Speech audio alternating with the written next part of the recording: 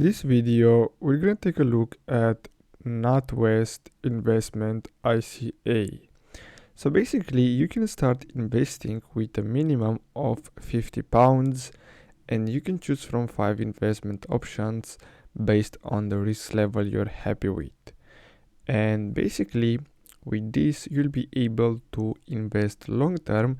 And as you can see, you can also basically invest without paying UK income tax or capital gain tax on any money you make on the investments. So you can save up to £20,000 every tax year. You can use this total limit of £20,000 across cash, ICAs, and stocks and shares. Now here, if we scroll down, we can see that we have this investment calculator. So here they have different options.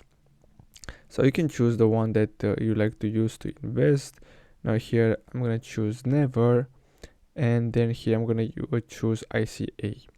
So here you're gonna start with 100 pounds, and every single month we're gonna put in 250 for about 10 years.